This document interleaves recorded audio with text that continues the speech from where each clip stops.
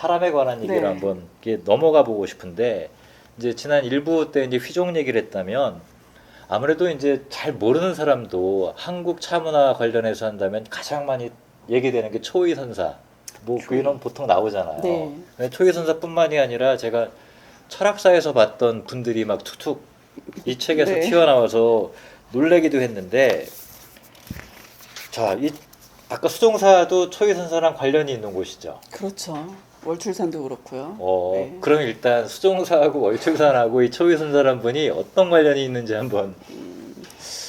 자, 중국에서 유구에 다경하면서 가장 이제 그 왜 종교에서 불교에서는 불경이 있고 교회에서 성경이 있고 차에서는 다경이 있는 것처럼 최고의 책을 유구의 다경이라고 하듯이 우리나라에서 그러면 가장 차의 책으로 유명하고 오래되고 인정하는 책이 무언가라고 했을 때 초이의 동다송이라는 책이거든요. 그래서 조선의 뭐 차의 뭐 성인이다, 차의 아버지다, 다성이다 이런 칭호를 받기도 하는데 저는 이제 이분을 들여다보면은 이분 혼자만 있어서는 그러한 호칭을 절대 받을 수 없다라고 생각을 하거든요. 주변에 같이 차의 친구들이 옆에 있어줬기 때문에 그렇게 되었다라고 저는 이야기를 하죠. 그건 뭐라고 부르나요? 그 차로 인해서 맺어진 인연으로 친구 관계가 생긴 그런 분들을 뭐 다우 이렇게 예, 부르나요? 차의 친구, 뭐 다우, 뭐 차 같이 즐기는 관계 다우, 뭐 다벗, 차벗 이렇게 해도 되지만은 다우라는 말을 뭐 통상으로 많이 쓰기는 해요. 네. 자, 근데 이분이 그 다산의 제자였다라고 하는 거는 제가 여기 처음 알았어요. 아시는 줄 알았어요. 제가 모든 걸 다 아셔서 아시는 줄 알았어요. 저 전공 분야는 좀 꽤 알지만 그 분야를 딱 넘어가면 되게 무식합니다. 아유. 예, 그러니까 조선의 이제 차 문화에 있어서 가장 그래도 우리가 잘 알면서 유명하신 분이 다산 선생님과 이제 추사, 초이 이 세 사람을 들고 그 외에 뭐 공부를 많이 하시고 수행을 깊이 하시는 분들은 대부분 다 차를 옆에 두셨던 그런 공통점이 있으시더라고요. 그래서 다산 선생님 같은 경우는 이제 유배를 가시게 됐고 백년사 이제 옆에 다산 조당 지으셨잖아요. 해장가 교유하면서 자기의 이제 해장의 제자뻘인 초이를 또 연계시켜주면서 관계가 시작이 되는 것이죠. 네, 이럴 때 되게 반가워요. 가본 지명이 막 나오면 백년사가 꽤 유명해졌잖아요. 그럼요. 또 그쪽에서도 이제 그 일출하는 거 보러 많이 가시고. 근데 그 암회장이라고 하는 스님이 그 대흥사?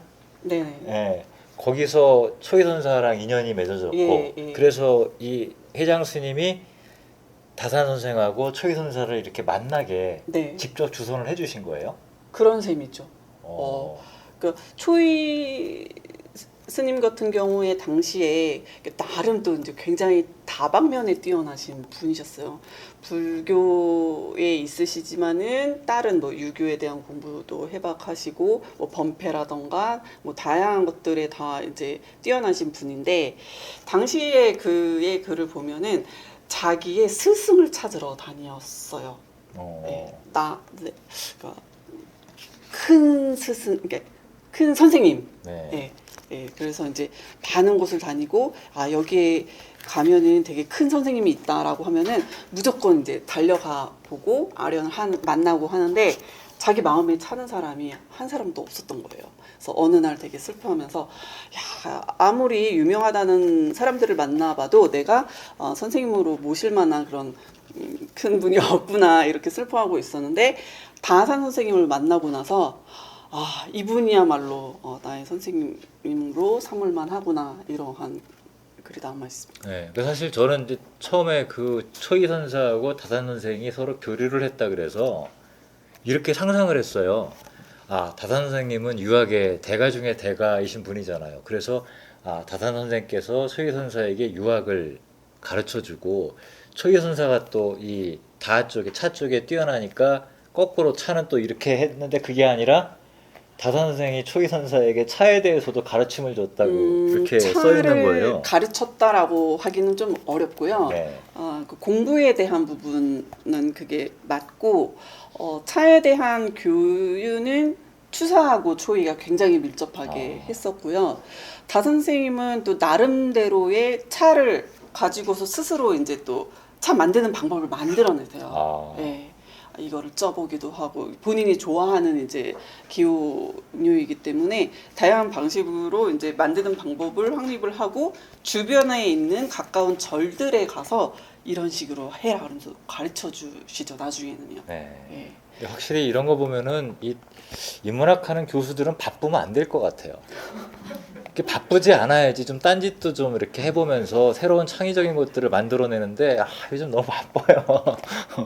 그러니까 다산 선생이 그 다산초당에 있으면서 정말 위대한 학문적 업적들을 많이 내잖아요. 네네. 물론 제자들도 그 도움을 받기도 하지만 그러니까 한가하니까 차를 쪄보기도 하고 뭐 덮기도 해보고 그래서 새로운 비법도 나오고. 부지런하신 것 같아요. 예, 그 우리 김세리 교수님은 바쁘시죠. 저도 부지런한 것 같아요. 그러니까 이게 그 공부를 하다 보면은 저렇게 책에 파묻히다 보면은 책의 세계에 들어가게 되는데 좀 책의 세계에서 나와서 현실의 세계에 좀 푹 빠져서 여유로움을 갖고 현실에 젖어야지만 또 새로운 얘기들이 나올 텐데 그 다산 선생이 오히려 좀 이 본인 개인에게는 정치적으로 이렇게 좌절한 게 안타까운 일이지만 한국 문화와 역사를 위해서는 참 어마어마한 네. 많은 일을 하신 것 같아요. 네. 자, 그런데 여기 책 속에서 이렇게 되게 눈에 띄는 게 네. 제가 한번 읽어드릴게요. 한 번은 초이가 다산을 찾아가려는데 장맛비, 요즘 장마 심하지 않습니까? 냇물이 불어나가지고 갈 수가 없는 거예요. 그래서 20여일 동안이나 묶여 있다가 겨우 이제 날이 개니까 보쯤을 가지고 다시 가려고 하는데 문제는 가는 길에 또 다시 또 폭우가 와가지고 결국은 가지 못하고 되돌아왔다고. 그 도대체 차를 이제 다산 선생님께 선물로 드리려고. 그러니까 이 정도면은 야 이게 초이 선사가 다산 선생에 대한 존경심이 네. 상당히 컸던 모양이에요. 굉장히 존경하고 좋아하고 계속 교육을 하고 싶었으나 그런데 그거를 잘 하지 못하게 돼요. 왜냐면 주변에서 하도 뭐라고 하는 거예요. 너는 불교인인데 왜 유학적 교육을 하느냐. 눈치가 보여서 그런 속상한 그 속내까지 다 이렇게 기록에 남기셨더라고요. 네. 그 다산이 아들에게 남긴 글에 보면은 이제 그런 얘기가 나와요. 야, 우리는 정치적으로 이렇게 됐으니까 앞으로 먹고 살 길도 힘들다. 그러니 진짜 열심히 공부해라. 우리가 살 길은 그것밖에 없다. 그죠? 참. 자, 여기 보면은 하나만 제가 더 읽어드리고 싶은 게 이 초이 선사가 정약용 선생에 대한 다산 선생에 대한 존경심이 드러나는 시를 또 여기다 인용을 하셨어요. 그래서 제가 그 들어보시고 그 마음이 얼마나 깊은지 한번 헤아려 보시기를 보면 좋을 것 같아요. 그릇이 크면 원래 수용되기 어려운 법, 어려움에 처해서도 온화하고 평안하셨네. 내 이러한 도리를 구하기 위해 멀리서 찾아와 정성을 모두 쏟았네. 이제 이렇게 헤어지는 자리에서 옷깃을 걷어 가르침을 청하노니 작별하는 말씀을 혹 내리시면 가슴에 깊이 새기고 허리띠에다 써 넣으리라. 요거는 논어에서 따온 거거든요. 그러니까 제자가 이제 스승님께 좋은 말을 들으면 그걸 허리띠에다 새겨서 그거를 잊지 않으려고 했다. 근데 이거를 따와서 여기다 썼다라고 하는 건 공자의 제자들이 공자에 대해서 얼마나 커다란 존경심을 갖고 있는가를 빗대어서 자기가 공자와 같은 큰 스승으로서 다산을 만났다. 이건 엄청난, 이 동아시아에서는 거의 최고의 찬사인데 진짜 상당하네요. 네, 서로 너무 좋아하는 관계라는 게 그래서 고스란히 느껴지고요. 또 뭐 다산하고 초이의 관계도 너무 애틋하고 그러니까 옛날에는 왜 거리들이 다 이렇게 멀리 있어서 1년에 한 번 만나기도 쉽지 않은데 그 서신, 그러니까 편지글 그리고 편지와 함께 같이 가는 또 이렇게 물건들이 있어요. 뭐 그림이 됐던 그리고 그게 차인 확률도 좀 높고 그래서 그런 것들을 이렇게 나누면서 지금보다 더 애틋한 마음의 교류를 했던 것 같아요. 네. 그 하기는 그 아마도 우리나라 전래 그 작품 중 미술 작품 중에서 가장 비싼 그 작품 가운데 하나가 이 추사 김정희의 세안도일 텐데 그 제주도에 유배되어 있는 동안 계속 열심히 책을 구해다가 주었던 분에게 고마운 마음으로 이렇게 그려가지고 보냈던 그게 지금 어마어마하죠. 돈으로 아마 이제 살 수 네. 없는 가격인데요. 그 이상적이라는 제자에게 주었던 글인데 저는 이제 그 이야기도 너무너무 좋아합니다. 그래서 이상적과 그 추사와의 관계도 너무 애틋한 거죠. 이상적이 그 역관이에요, 직업이. 그래서 중국을 12번을 다녀오는데 뭐 한 번 갈 때 거의 뭐 1년 정도 가는 시간이 소요되고 그리고 비행기가 없잖아요. 그래서 뭐 이렇게 낙이 타고 걸어서 가는데 얼마나 힘들겠어요. 막 추운 날도 있을 테고 그럼 가다가 뭐 노숙하는 거죠. 길 가다가 노숙하고. 근데 이분도 이제 차를 너무 좋아해가지고 차 시가 많이 남아 있어요. 40여 편 정도 남아 있는데 보면 내가 가는 길이 너무 힘들고 고달프고 힘들지만은 이렇게 길에서 차 한 잔 이렇게 끓여 마시니까 너무 좋다. 뭐 이런 뉘앙스의 글도 있고 120권 정도의 책을 중국에서 이제 역관이니까 왔다 갔다 하면서 그 책을 추사 선생님한테 보내드려요. 근데 그 의미가 지금의 우리 책 구하기 되게 쉽잖아요. 지금 책 선물하고는 개념이 완전히 다르다. 왜냐면 그때 당시 이제 선비들의 개념에서는 중국에서 나오는 새로 나온 책을 누가 먼저 선점을 하느냐. 이 굉장히 얼리 어댑터 같은 그런 느낌이거든요. 그 복사기도 없으니까 다 이제 써야 되잖아요. 손으로 써야 되는 상황이었고.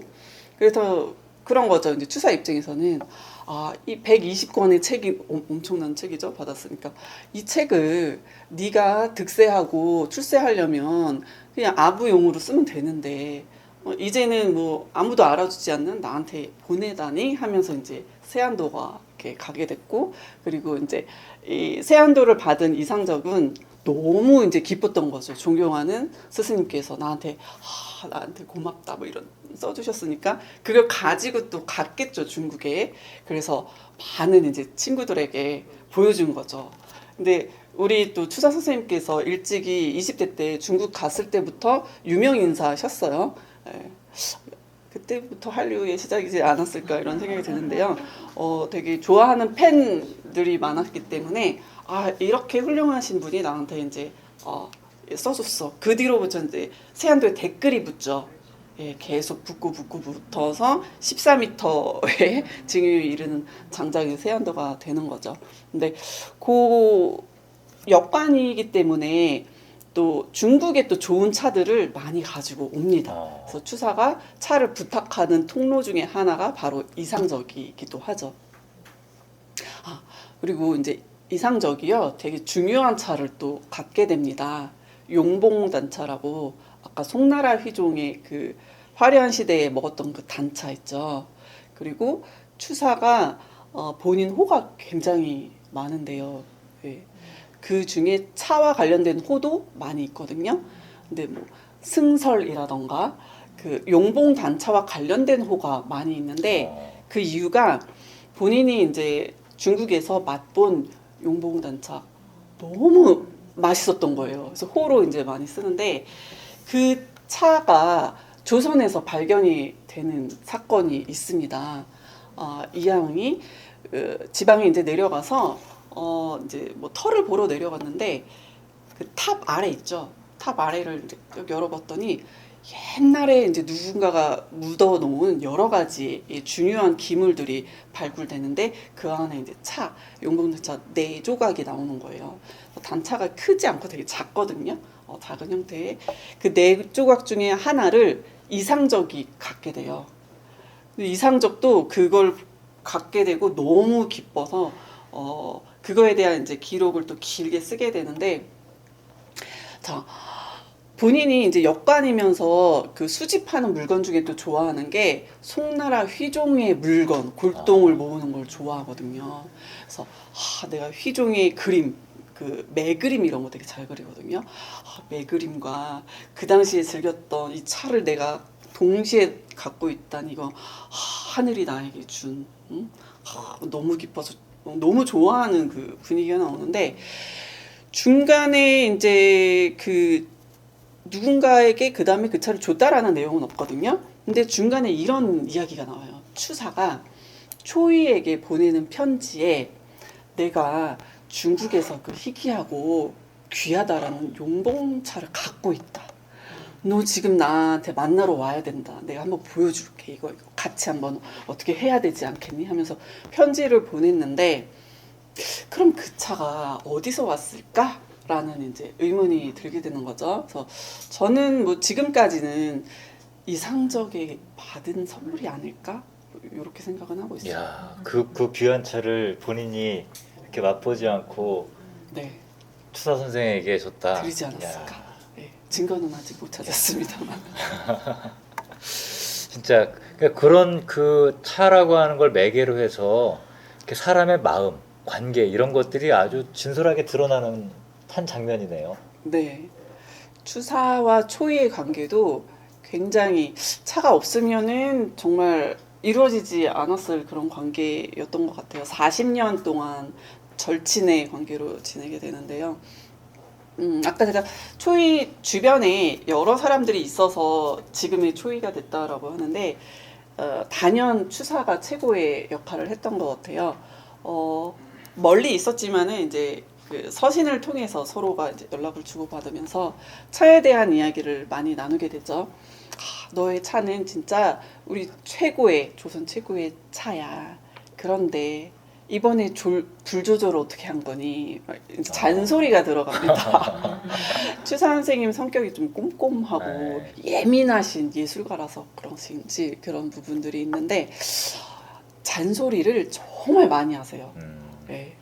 뭐 제주도에 이제 본인께서 유배에 계시니까는 배 타고 이제 차가 오게 되잖아요. 그러면 이 밀봉을 제대로 안 해서 습기에 약한데 차가 마시기에 마음에 안 드는데 해서 다음에는 좀 밀봉도 좀 잘하고 뭐 관리를 좀 잘해야지 하면서 항상 칭찬과 잔소리를 함께 했어요. 그리고 제가 또 차의 인물들 중에서 많이 부러운 사람이 또 한 명 있는데요. 소치. 소치. 네, 소치혈연이라고 이분은 또 이제 미술 쪽에서는 굉장히 남도에서는 거장으로서 지금까지 이제 그 명맥이 쭉 이어져 오고 언제 분이에요? 그 당시에 이제 초이와 추사의 공동 제자. 제가 왜 부러워하냐면은 차의 스승과 그림의 스승의 최고인 스승 두 분을 공동으로 모신 분이 소치인데요. 처음에는 초이의 문화에 들어갔어요. 그래서 초이 아래서 이제 뭐 불경 공부도 하고 그림도 배우고 하는데 어느 날 이제 자기 제자를 딱 보니까 소치 보니까 너무 뛰어난 거예요. 그래서 초이가 내 친구 중에 그림 좀 그리는 친구 추사라고 있는데 아무래도 그쪽으로 보내야 되겠다. 내 친구 중에 이런 애가 있는데. 네, 그래가지고 제주도로 이제 네. 가게 됩니다. 이렇게 여러 가지 사연들이 있지만 그래서 이제 추사의 제자로서 중간에서 어떤 메신저 역할을 해요. 소치가. 그래서 이 두 분의 편지가 남아 있는데 초이와 추사의 편지를 중간에서 이제 전달자 역할을 하거든요. 그래서 지난번 내가 소치를 통해 보내준 편지는 잘 받았니? 뭐 이러한 중간자 역할을 하는데 이 소치는 차맥과 그림의 맥, 화맥을 다 가져갔잖아요. 근데 그 맥이 지금까지 이어져 가지고요. 지금 광주에 가면은요. 그 그림과 차맥을 다 갖고 계신 그분 후대가 계십니다. 네. 그래서 야, 좋은 스승을 만나는 그런 복과 그런 것들이 지금의 우리까지 연결되어 있다는 것을 보면은 우리는 책 속에서 그분들을 만나지만은 차나무도 그때 당시 드셨던 그 찻잎의 차나무도 살아있고 그런 정신이나 이런 것들이 지금까지 연결고리가 돼서 오는 게 아닌가 싶습니다. 네. 그러니까 차라고 하는 게 그냥 마시는 어떤 그 종류 가운데 하나 이게 아니라 뭐 만드는 과정도 그렇지만 이런 사람들의 삶이 엮이면서 그 자체가 또 하나의 역사가 되는 그런 살아있는 예시가 될 것 같은데 이제 마지막 이 과거에 그렇게 차를 즐겼던 문화에 비하면 그 현대인들은 훨씬 더 풍족하지만 사실은 문화적으로는 더 척박한. 예, 요새 보면요, 송나라 휘종보다 훨씬 더 화려한 차를 마실 수 있는 시대인 것 같아요. 집에서 솔직히 그 스마트폰에 뭐 인도, 일본 거기서 나오는 최고의 차 주문하면 집 앞까지 와서 받아 마실 수 있는 상황이고요. 뭐 말차, 뭐 잎차, 우려서 마시는 차, 뭐 끓여 마시는 차, 옛날에 마셨던 그 모든 차를 지금 다 누릴 수 있는 그런 상황이라서 시기적으로서는 지금 황제보다 더 좋은 호기를 만났지 않는가 그런 생각이 들고요. 그리고 저는 이제 대한민국에서 차 문화는 다시 한번 좀 이렇게 움이 트고 시작되는 그런 시기라고 생각을 해요.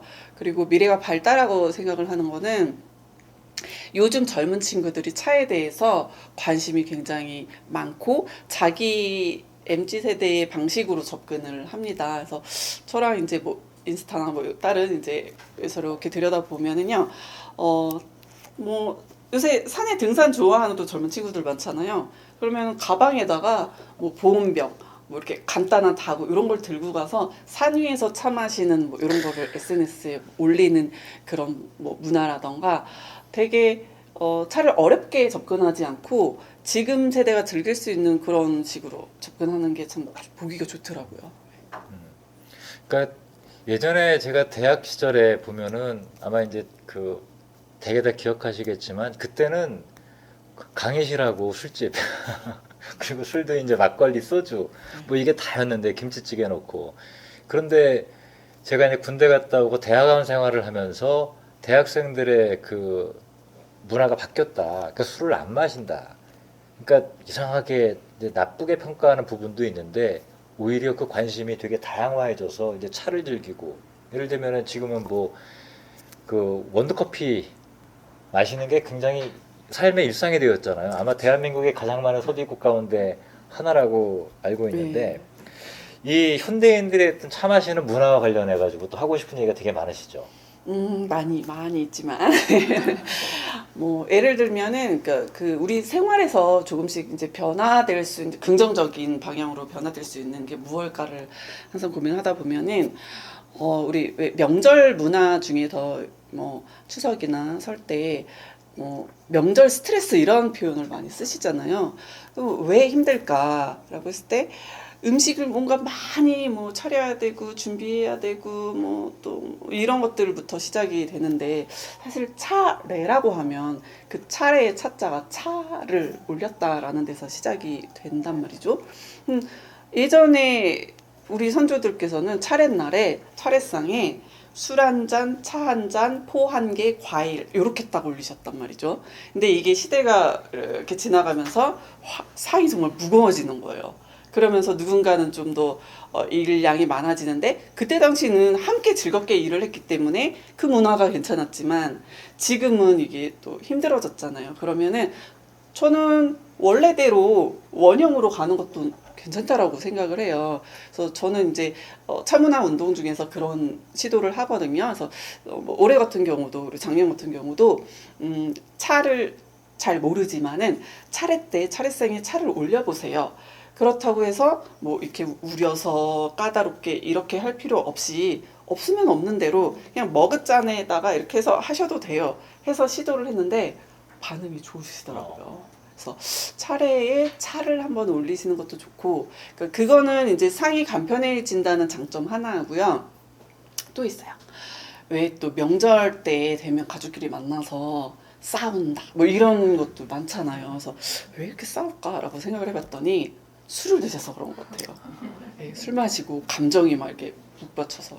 근데 차는 물론 술하고 비슷한 점도 많고 함께하는 것도 많지만은 술자리 옛날 술자리에는 차가 항상 따라갔던 이유가 술로 이렇게 흥취가 올라가면 차로 이렇게 깨는 거예요. 예, 맑은 정신으로 돌아오는 그런 용도이기도 했기 때문에 가족끼리 명절에 모여서 차 문화를 즐긴다면은 안 싸우지 않을까 분위기가 더 좋아지지 않을까 뭐 이런 생각이 이건 들어요. 저희 집의 경우에도 맞는 것 같아요.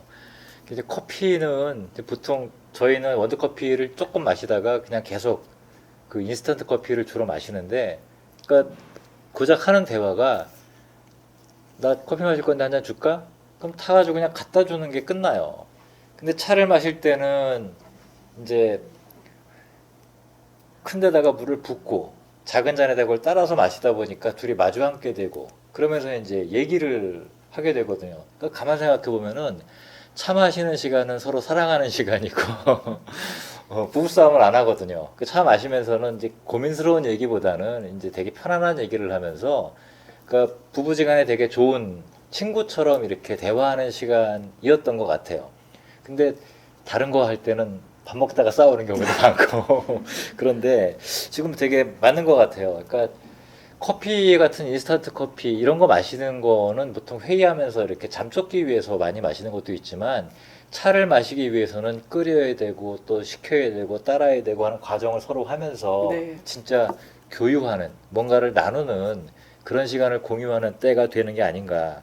그러니까 직장에서도 근데 이런 문화를 좀 보급하려면 시설이 좀 있어야 되겠네요. 근데 뭐 화려하고 많은 걸 차지하진 않아요. 그냥 진짜 작은 뭐 테이블 이런 것도 괜찮거든요.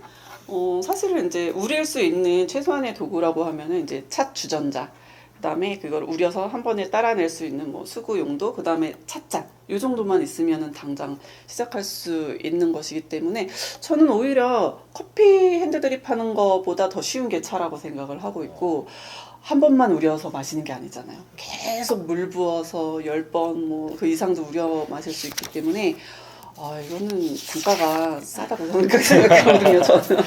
그렇네요. 오늘 김세리 교수님 말씀을 듣다 보니까 그런 생각이 드네요.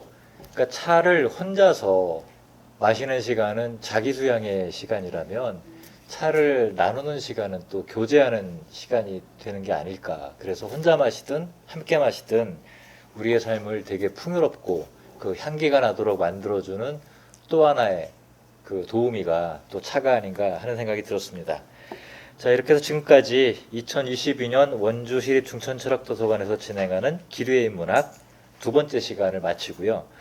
다음 주인 7월 7일에는 서울대학교 이수긴 교수님이 진행하는 여성의 삶이라는 주제의 강연이 있고요. 또 이제 그 다음 주인 7월 13일에 또 오늘처럼 여기 모시고 다양한 이야기를 나누는 프로그램으로 이어지니 많은 관심과 성원 부탁드리겠습니다. 오늘 방송 마치도록 하겠습니다. 고맙습니다.